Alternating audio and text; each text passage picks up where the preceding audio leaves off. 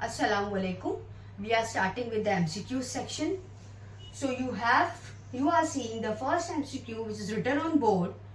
Phonetic classification is based on. These are your options: ancestral lineage of existing organism, observable characteristic of existing organism, dendrograms based on DNA characteristics, sexual characteristic. हम लोगों को इसमें से correct answer क्या है वो निकालना है. तो first of all we will get to know कि इसका मतलब क्या है फेनेटिक क्लासिफिकेशन का. फेनेटिक क्लासिफिकेशन मतलब numerical taxonomy. It is based on what? Numerical taxonomy. तो अब हम लोग रिलेट करते हैं, ठीक है, कैसे एमसीक्यू सॉल्व करते हैं. Ancestral lineage of existing organism, it is not the answer, क्योंकि ये जो फेनेटिक क्लासिफिकेशन है इतना बेसिक हम लोग जब थियोरी प्रिपेयर कर रहे होंगे उस वक्त इतना तो हम लोग पढ़े होंगे कि फेनेटिक क्लासिफिकेशन का एंसेस्ट्रल लिनिएज से कोई लेना देना नहीं. ठीक है, तो ये हम लोग को पहले ही it is like in front of the eyes and we can say it कि ये नहीं है आंसर. ठीक है, चलो. Observable characteristic of existing organism. Okay, dendrograms based on DNA characteristic. Dendrograms का मतलब क्या होता है? It's like a tree diagram. Tree diagram that is explaining what your DNA characteristic. Again, it is not relatable. Now next क्या sexual characteristic? It is also not the answer because it is not in the question, like it is not anywhere related to your question. So what is ultimately left? Observable characteristic of existing organism. Phonetic classification is always based on what? Observable characteristic of existing organism and those characteristics which are visibly seen and observed by humans. Okay, as I say in all my videos, के थोड़ा सा extra. So phonetic classification का opposite क्या होता है? Just for your information, if it is asked anywhere, so like in any kind of question or so, so phonetic का opposite क्या होता है? Phylogenetic classification.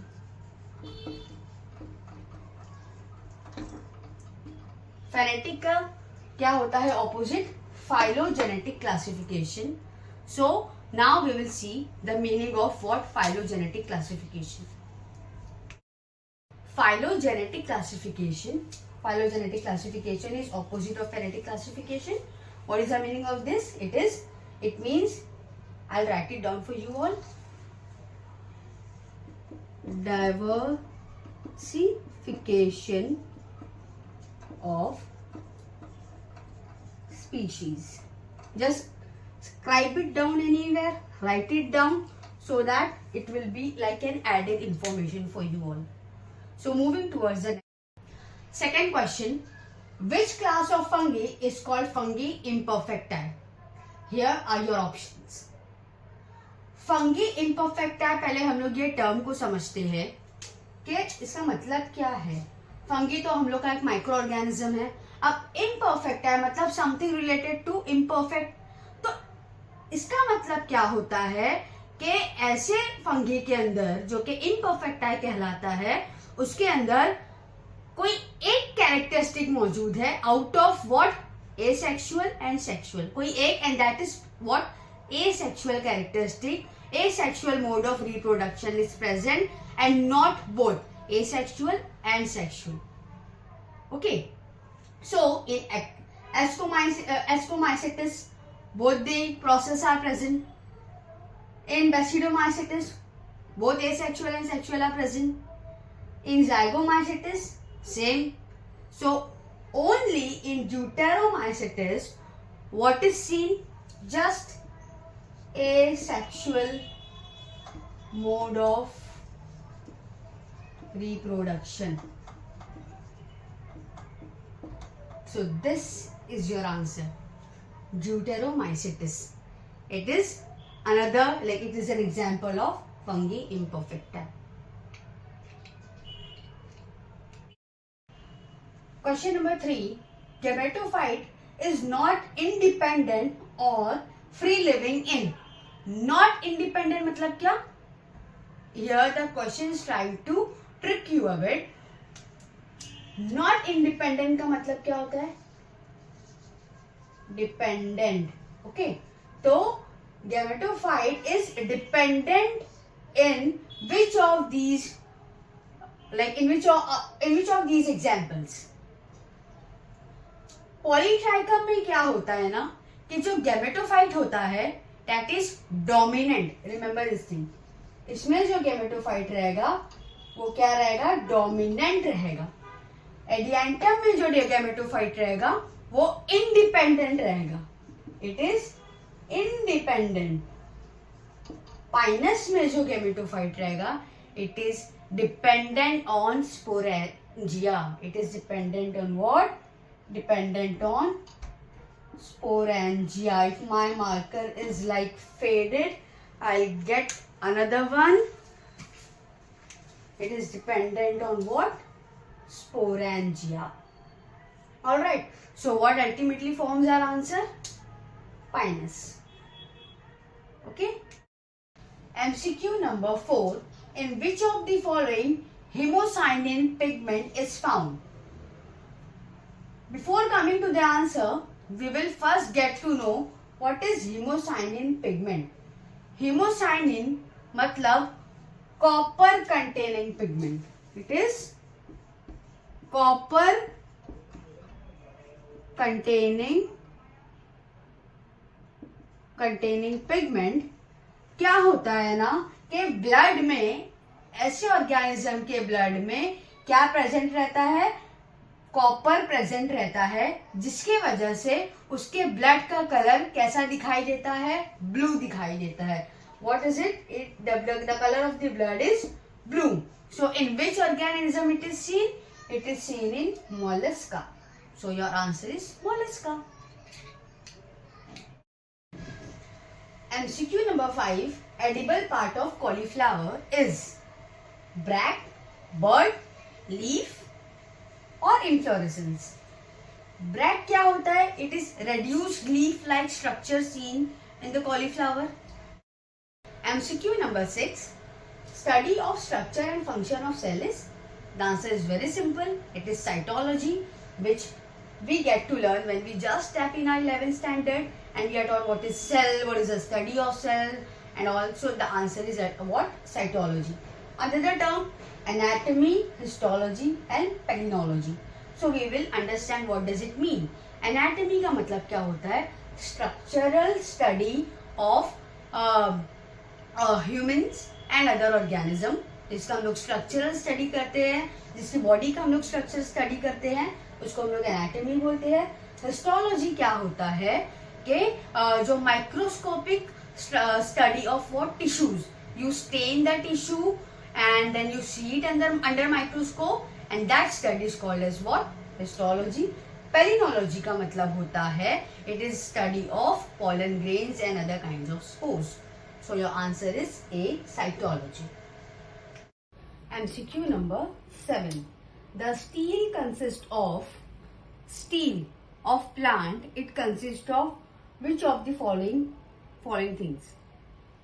स्टील क्या है? प्लांट में जो रूट और स्टेम का जो सेंट्रल पार्ट होता है उसको हम लोग क्या बोलेंगे? जो कि प्रोकैम्बियम से डिराइव होता है उसको हम लोग बोलेंगे स्टील. ये हम लोग थियोरी में पढ़ चुके हैं.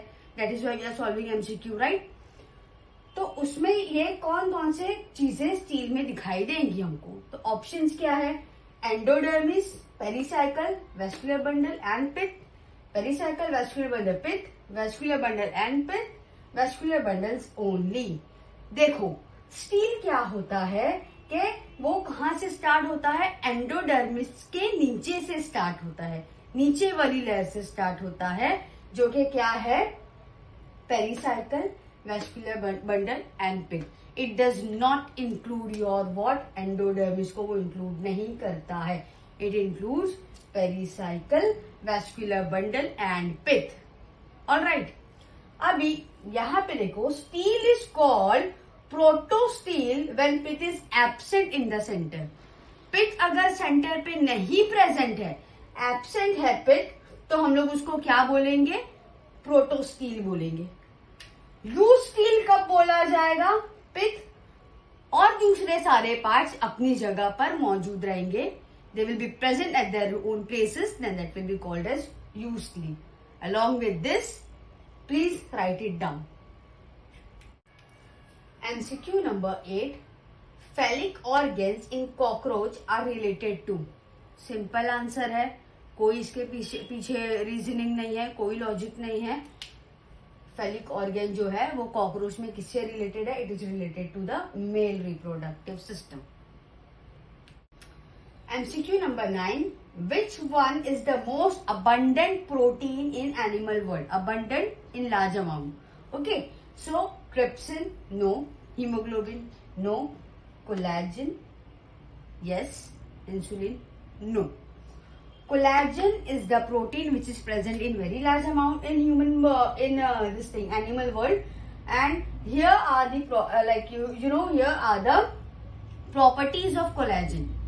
Okay, it is insoluble, ये soluble नहीं है. Then what it is? Skin, tender और bones में दिखाई देता है. Okay, skin is like our entire body is covered by skin. All right, so we can take it how important it is. All right, then 30% of total body protein of mammals. Mammals के जो body में 30% of protein कौन बनाता है? Collagen बनाता है. I hope it is clear. Write this down. अगर question कभी घुमा फिरा के भी पूछे तो इन पॉइंट्स की मदद से you can tick the correct answer. Question number 10. In which stage of meiosis crossing over takes place? Meiosis में कौन से स्टेज पर क्रॉसिंग ओवर होता है? क्रॉसिंग ओवर मतलब क्या? जब एक क्रोमोजोम दूसरे क्रोमोजोम पर ओवरलैप करता है और उनमें मटेरियल एक्सचेंज होते हैं, ये क्रॉसिंग ओवर है. Alright, so the options are prophase 1, prophase 2, metaphase, anaphase. The answer is prophase 1. Coming to the explanation, देखो, write this down. Non-sister chromatid homologous chromosome किसमें दिखाई देगा क्रॉसिंग ओवर? ऐसे क्रोमोजोम जो कि नॉन सिस्टर्स होंगे. They will not be like sisters among themselves. Okay. फिर क्या है? Homologous chromosome means what? You know what is the meaning of homologous? Bearing the same pattern and same relation. Alright, and same place. फिर क्या? Cross shape figure called chiasmata. अब जब crossing over होता है ना, सपोज एक chromosome, यहाँ पे एक chromosome, please bear with my diagram, मेरे डायग्राम्स का लेवल बहुत ही बुरा है. ऑलराइट, सो जब क्रॉसिंग ओवर हो जाएगा ना, जब क्रॉसिंग ओवर होता है ना, तो जो क्रॉस लाइक स्ट्रक्चर बनता है that is called as what? काइजमेटा.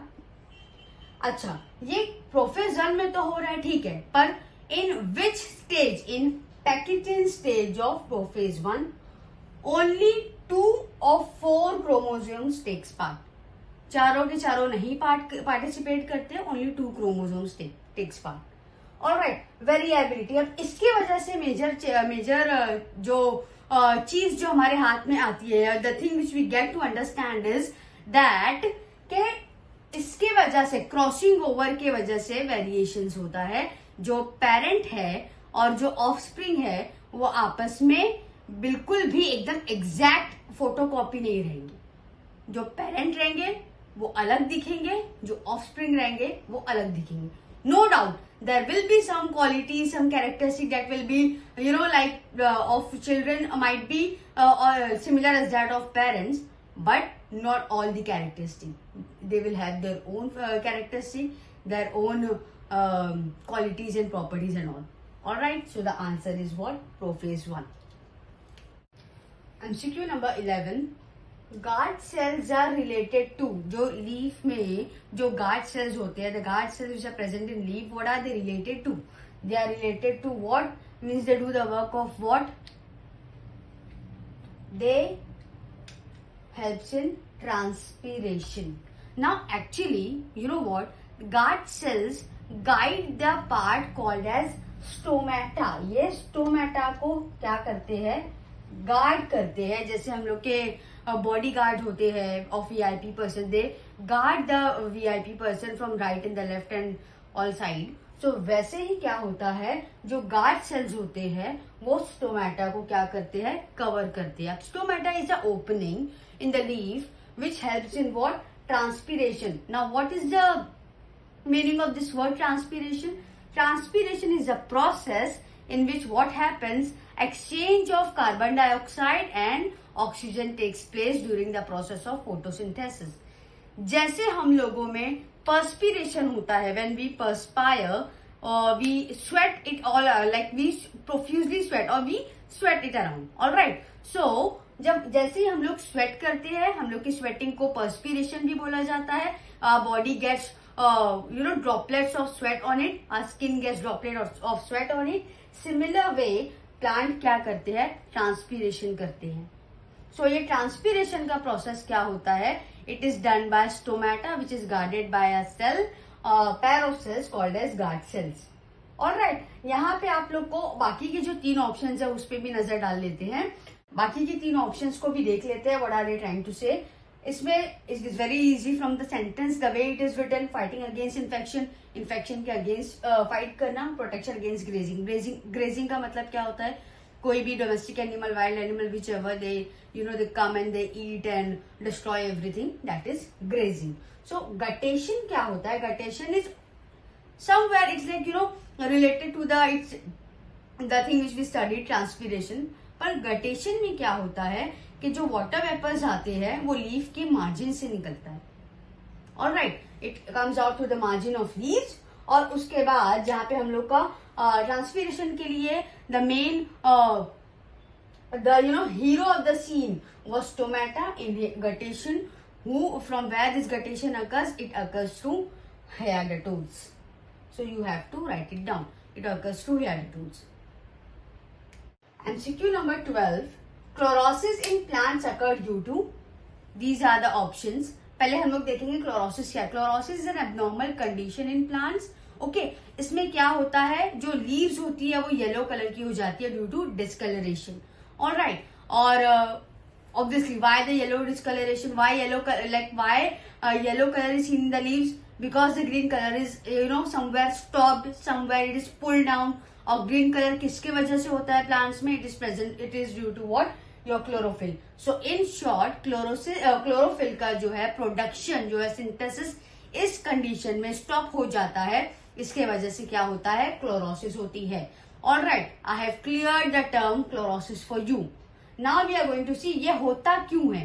Okay, so it occurs due to deficiency of what, deficiency of your Mg and Fe. These are your minerals, and not only this but also potassium, sodium, इनकी भी deficiency के वजह से chlorosis हो सकता है. Okay, so absence, even not only this, absence of sunlight is also a point which takes to the condition called chlorosis. Occurrence of infection, अगर ये भी होगा तब भी कंडीशन किस तक पहुंच जाएगी, क्लोरोसिस तक पहुंच जाएगी. Alright, but because these things are not there in the options, so we have to mark this one, your D, that is deficiency of Mg and Fe in the soil. MCQ number 13, in germinating seed, when protein is aerobically oxidized, RQ will be, क्या रहेगा इसमें से RQ? देखो, first of all germinating का मतलब क्या होता है, seed germinating, it is very basic, it should even not be discuss at this point of time, right. तो व्हाट इज इट, चलो एक बार जब बात कर ही लिए तो देख ही लेते हैं. जब सीडलिंग से सीड बनने जाता है, that is a process which is called as germination of seed. Alright, तो उसमें जब एरोबिकली मतलब in presence of what, in presence of air, तो रेस्पिरेटरी क्वेश्चन क्या रहेगा. और जब ये when the seed is in germinating seed, when protein is aerobically oxidise, जब प्रोटीन का aerobic presence of air oxidation होगा, तो ऑक्सीडेशन होगा, तो रेस्पिरेटरी क्वेश्चन क्या रहेगा. These are your options, more than 1, less than 1, 1 और 0. पहले देख लेते हैं what the basic summary which we always go through. Respiratory question क्या है, रेशियो ऑफ वॉल्यूम. रेशियो है, किसका रेशियो है, volume of carbon dioxide formed, जो कार्बन डाइऑक्साइड बनता है, एक उसका ratio carbon dioxide and to the volume of oxygen utilise. कितना कार्बन डाइऑक्साइड बन रहा है, कितना कार्बन डाइऑक्साइड यूज हो रहा है, कौन से प्रोसेस में, during the process of respiration. This defines your respiratory question. Okay, तो कार्बोहाइड्रेट के केस में क्या होता है, it is equal to 1. Protein के केस में क्या रहता है, it is always less than 1. So this is your answer, it is less than 1.